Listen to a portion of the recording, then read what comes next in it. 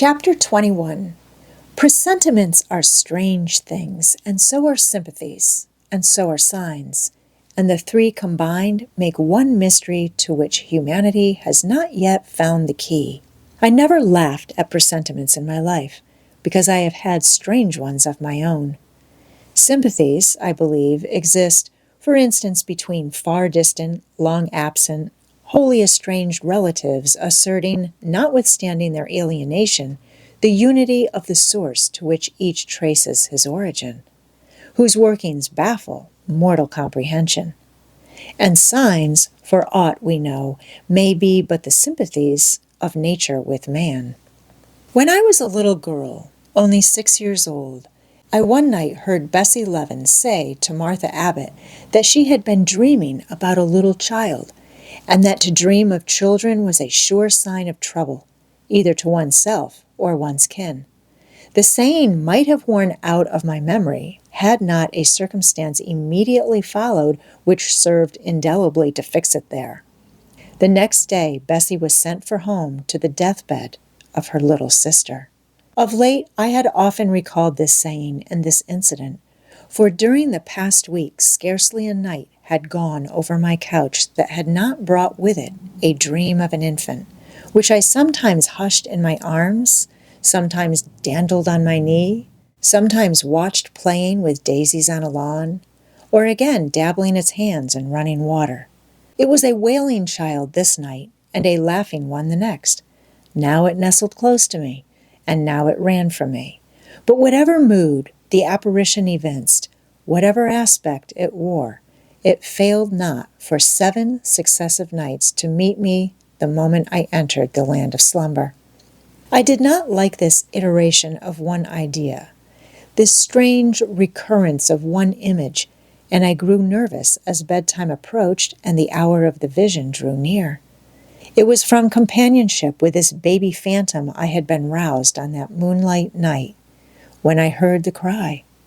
And it was on the afternoon of the day following I was summoned downstairs by a message that someone wanted me in Mrs. Fairfax's room. On repairing thither, I found a man waiting for me, having the appearance of a gentleman's servant. He was dressed in deep mourning, and the hat he held in his hand was surrounded with a crape band. "I dare say you hardly remember me, miss," he said, rising as I entered. "But my name is Leaven. I lived coachman with Mrs. Reed when you were at Gateshead 8 or 9 years since, and I live there still." "Oh, Robert, how do you do? I remember you very well. You used to give me a ride sometimes on Miss Georgiana's bay pony. And how is Bessie? You are married to Bessie?" "Yes, miss. My wife is very hearty, thank you. She brought me another little one about 2 months since. We have 3 now, and both mother and child are thriving." "And are the family well at the house, Robert?" "I am sorry I can't give you better news of them, miss. They are very badly at present, in great trouble." "I hope no one is dead," I said, glancing at his black dress. He too looked down at the crape round his hat and replied, "Mr. John died yesterday was a week at his chambers in London." "Mr. John?" "Yes, and how does his mother bear it?" "Why, you see, Miss Eyre, it is not a common mishap. His life has been very wild. These last 3 years he gave himself up to strange ways, and his death was shocking." "I heard from Bessie he was not doing well." "Doing well? He could not do worse. He ruined his health and his estate amongst the worst men and the worst women. He got into debt and into jail. His mother helped him out twice, but as soon as he was free, he returned to his old companions and habits. His head was not strong. The knaves he lived amongst fooled him beyond anything I ever heard. He came down to Gateshead about 3 weeks ago, and wanted Mrs. to give up all to him. Mrs. refused. Her means have long been much reduced by his extravagance. So he went back again, and the next news was that he was dead." How he died, God knows. They say he killed himself." I was silent. The tidings were frightful. Robert Levin resumed. "Mrs. had been out of health herself for some time. She had got very stout, but was not strong with it, and the loss of money and fear of poverty were quite breaking her down. The information about Mr. John's death and the manner of it came too suddenly. It brought on a stroke. She was 3 days without speaking, but last Tuesday she seemed rather better. She appeared as if she wanted to say something, and kept making signs to my wife and mumbling. It was only yesterday morning, however, that Bessie understood. She was pronouncing your name, and at last she made out the words, 'Bring Jane, fetch Jane Eyre. I want to speak to her.' Bessie is not sure whether she is in her right mind or means anything by the words, but she told Miss Reed and Miss Georgiana and advised them to send for you.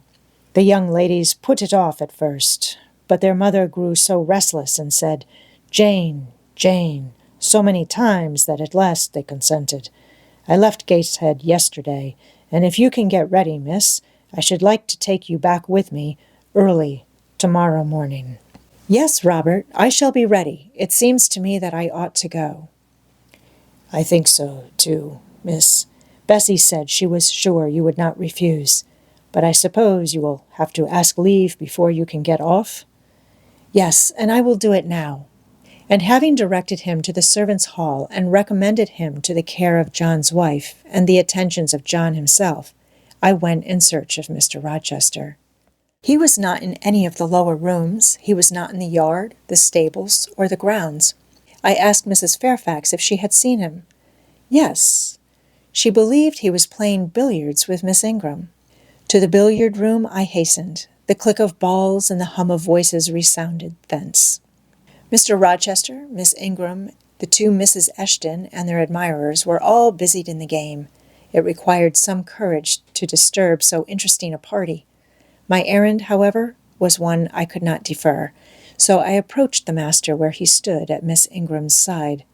She turned as I drew near and looked at me haughtily. Her eyes seemed to demand, "What can the creeping creature want now?" And when I said in a low voice, "Mr. Rochester," she made a movement as if tempted to order me away. I remember her appearance at the moment. It was very graceful and very striking. She wore a morning robe of sky-blue crepe, a gauzy azure scarf was twisted in her hair. She had been all animation with the game, and irritated pride did not lower the expression of her haughty lineaments. "Does that person want you?" she inquired of Mr. Rochester, and Mr. Rochester turned to see who the person was. He made a curious grimace, one of his strange and equivocal demonstrations, threw down his cue, and followed me from the room. "Well, Jane?" he said, as he rested his back against the schoolroom door, which he had shut. "If you please, sir, I want leave of absence for a week or 2. "What to do? Where to go?" "To see a sick lady who has sent for me." "What sick lady?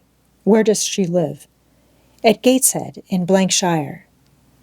"Shire? That is 100 miles off. Who may she be that sends for people to see her that distance?" "Her name is Reed, sir, Mrs. Reed." "Reed? Of Gateshead? There was a Reed of Gateshead, a magistrate." "It is his widow, sir." "And what have you to do with her? How do you know her?" "Mr. Reed was my uncle, my mother's brother." "The deuce he was! You never told me that before. You always said you had no relations." "None that would own me, sir. Mr. Reed is dead, and his wife cast me off." "Why?" "Because I was poor and burdensome, and she disliked me." "But Reed left children? You must have cousins."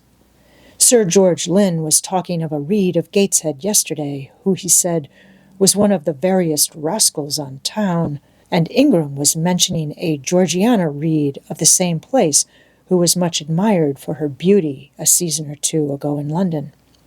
John Reed is dead, too, sir. He ruined himself and half-ruined his family, and is supposed to have committed suicide. The news so shocked his mother that it brought on an apoplectic attack. And what good can you do her? Nonsense, Jane. I would never think of running 100 miles to see an old lady who will, perhaps, be dead before you reach her.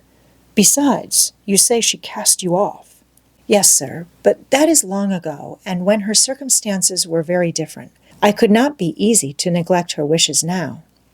How long will you stay? As short a time as possible, sir. Promise me only to stay a week.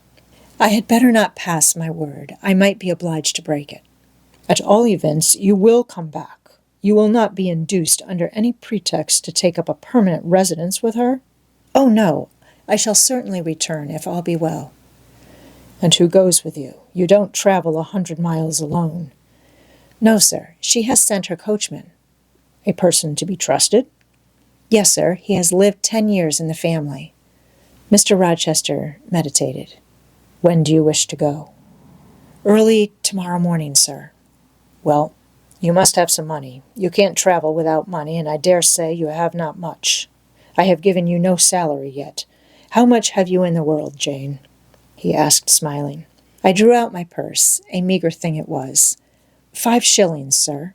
He took the purse, poured the hoard into his palm, and chuckled over it as if its scantiness amused him. Soon he produced his pocketbook. Here, said he, offering me a note. It was £50, and he owed me but 15. I told him I had no change. I don't want change, you know that. Take your wages. I declined accepting more than was my due. He scowled at first. Then, as if recollecting something, he said, Right. Better not give you all now. You would perhaps stay away 3 months if you had £50.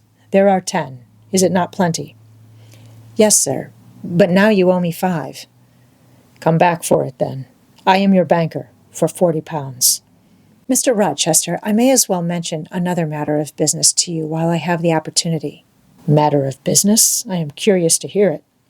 You have as good as informed me, sir, that you are going shortly to be married? Yes. What then? In that case, sir, Adele ought to go to school. I am sure you will perceive the necessity of it.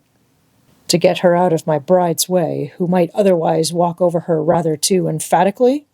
There's sense in the suggestion, not a doubt of it. Adele, as you say, must go to school. And you, of course, must march straight to... the devil? I hope not, sir, but I must seek another situation somewhere. In course, he exclaimed, with a twang of voice and a distortion of features equally fantastic and ludicrous. He looked at me some minutes. And old Madam Reed, or the Misses, her daughters, will be solicited by you to seek a place, I suppose? No, sir, I am not on such terms with my relatives as would justify me in asking favors of them, but I shall advertise. You shall walk up the pyramids of Egypt, he growled. At your peril you advertise.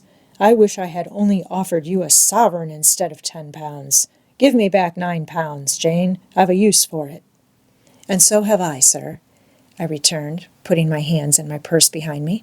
I could not spare the money on any account. Little niggard, said he, refusing me a pecuniary request. Give me £5, Jane. Not 5 shillings, sir, not 5 pence. Just let me look at the cash. No, sir, you are not to be trusted. Jane? Sir? Promise me one thing. I'll promise you anything, sir, that I think I am likely to perform. Not to advertise, and to trust this quest of a situation to me. I'll find you one in time. I shall be glad so to do, sir, if you, in your turn, will promise that I and Adele shall be both safe out of the house before your bride enters it. Very well. I'll pledge my word on it. You go tomorrow, then? Yes, sir, early. Shall you come down to the drawing-room after dinner? No, sir, I must prepare for the journey. Then you and I must bid good-bye for a little while. I suppose so, sir. And how do people perform that ceremony of parting, Jane? Teach me. I'm not quite up to it. They say farewell, or any other form they prefer. Then say it. Farewell, Mr. Rochester, for the present. What must I say? The same, if you like, sir. Farewell, Miss Eyre, for the present. Is that all? Yes. It seems stingy to my notions, and dry and unfriendly. I should like something else, a little addition to the rite, if one shook hands, for instance, but no, that would not content me either. So you'll do no more than say, farewell, Jane? It is enough, sir, as much goodwill may be conveyed in one hearty word as in many. Very likely, but it is blank and cool. Farewell. How long is he going to stand with his back against that door? I asked myself. I want to commence my packing. The dinner bell rang, and suddenly away he bolted without another syllable. I saw him no more during the day, and was off before he had risen in the morning. I reached the lodge at Gateshead about 5 o'clock in the afternoon of the 1st of May. I stepped in there before going up to the hall. It was very clean and neat. The ornamental windows were hung with little white curtains. The floor was spotless. The grate and fire irons were burnished bright, and the fire burnt clear. Bessie sat on the hearth, nursing her last-born, and Robert and his sister played quietly in a corner. "Bless you! I knew you would come!" exclaimed Mrs. Levin as I entered. "Yes, Bessie," said I, after I had kissed her, "and I trust I am not too late. How is Mrs. Reed? Alive still, I hope?" "Yes, she is alive, and more sensible and collected than she was.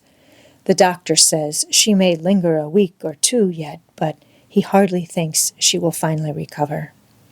"Has she mentioned me lately?" "She was talking of you only this morning and wishing you would come, but she is sleeping now, or was 10 minutes ago when I was up at the house. She generally lies in a kind of lethargy all the afternoon and wakes up about 6 or 7. Will you rest yourself here an hour, miss, and then I will go up with you?" Robert here entered, and Bessie laid her sleeping child in the cradle and went to welcome him. Afterwards, she insisted on my taking off my bonnet and having some tea, for she said I looked pale and tired. I was glad to accept her hospitality, and I submitted to be relieved of my traveling garb just as passively as I used to let her undress me when a child. Old times crowded fast back on me as I watched her bustling about, setting out the tea tray with her best china, cutting bread and butter, toasting a tea cake, and between whiles giving little Robert or Jane an occasional tap or push, just as she used to give me in former days. Bessie had retained her quick temper as well as her light foot and good looks.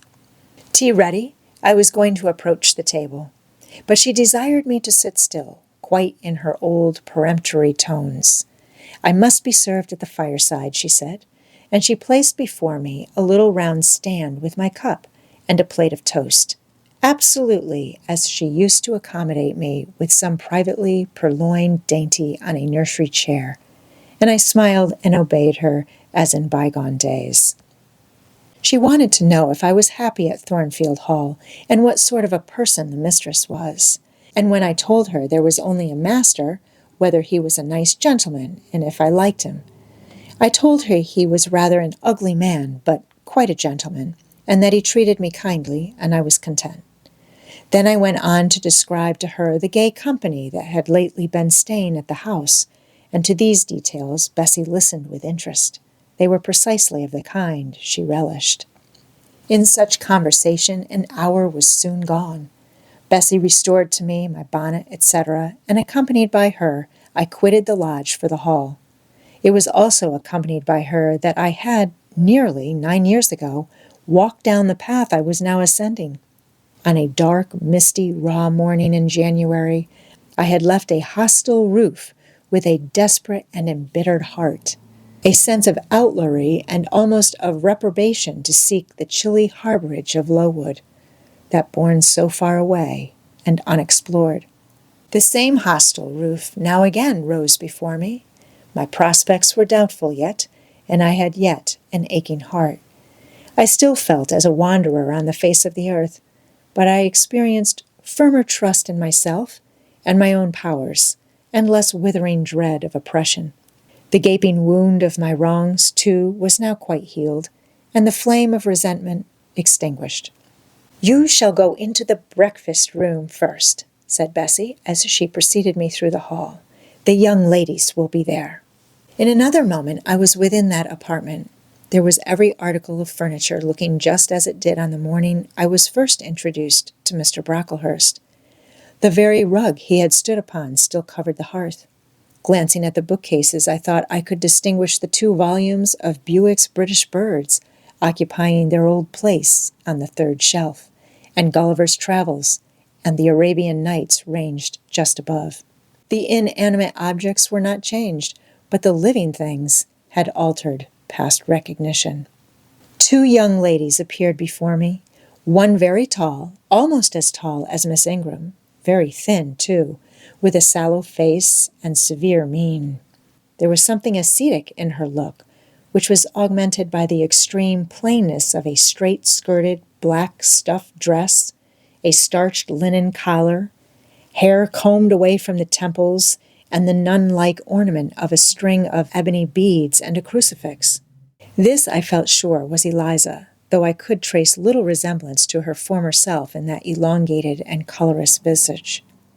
The other was as certainly Georgiana, but not the Georgiana I remembered, the slim and fairy-like girl of 11. This was a full-blown, very plump damsel, fair as waxwork, with handsome and regular features, languishing blue eyes, and ringleted yellow hair. The hue of her dress was black, too, but its fashion was so different from her sister's, so much more flowing and becoming. It looked as stylish as the others looked puritanical. In each of the sisters there was one trait of the mother, and only one. The thin and pallid elder daughter had her parents' Cairngorm eye. The blooming and luxuriant younger girl had her contour of jaw and chin, perhaps a little softened, but still imparting an indescribable hardness to the countenance otherwise so voluptuous and buxom. Both ladies, as I advanced, rose to welcome me, and both addressed me by the name of Miss Eyre. Eliza's greeting was delivered in a short, abrupt voice, without a smile, and then she sat down again, fixed her eyes on the fire, and seemed to forget me. Georgiana added to her "How do you do?" several commonplaces about my journey, the weather, and so on, uttered in rather a drawling tone, and accompanied by sundry side glances that measured me from head to foot, now traversing the folds of my drab merino pelisse, and now lingering on the plain trimming of my cottage bonnet. Young ladies have a remarkable way of letting you know that they think you a quiz without actually saying the words. A certain superciliousness of look, coolness of manner, nonchalance of tone express fully their sentiments on the point, without committing them by any positive rudeness in word or deed.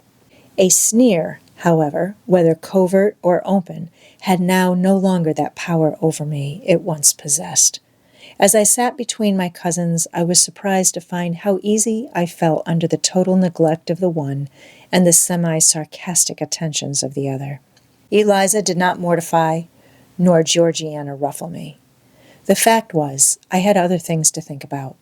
Within the last few months, feelings had been stirred in me so much more potent than any they could raise. Pains and pleasures so much more acute and exquisite had been excited than any it was in their power to inflict or bestow. That their airs gave me no concern either for good or bad. "How is Mrs. Reed?" I asked, soon looking calmly at Georgiana, who thought fit to bridle at the direct address as if it were an unexpected liberty. "Mrs. Reed? Ah, Mamma, you mean. She is extremely poorly. I doubt if you can see her tonight." "If," said I, "you would just step upstairs and tell her I am come, I should be much obliged to you." Georgiana almost started, and she opened her blue eyes wild and wide. "I know she had a particular wish to see me," I added, "and I would not defer attending to her desire longer than is absolutely necessary." "Mamma dislikes being disturbed in an evening," remarked Eliza. I soon rose, quietly took off my bonnet and gloves, uninvited, and said I would just step out to Bessie, who was, I dared say, in the kitchen, and ask her to ascertain whether Mrs. Reed was disposed to receive me or not tonight. I went, and having found Bessie and dispatched her on my errand, I proceeded to take further measures. It had heretofore been my habit always to shrink from arrogance. Received as I had been today, I should a year ago have resolved to quit Gateshead the very next morning. Now it was disclosed to me all at once that that would be a foolish plan. I had taken a journey of 100 miles to see my aunt, and I must stay with her till she was better, or dead. As to her daughter's pride or folly, I must put it on one side, make myself independent of it. So I addressed the housekeeper, asked her to show me a room, told her I should probably be a visitor here for a week or two, had my trunk conveyed to my chamber, and followed it thither myself. I met Bessie on the landing. "Mrs. is awake," said she. "I have told her you are here. Come, and let us see if she will know you."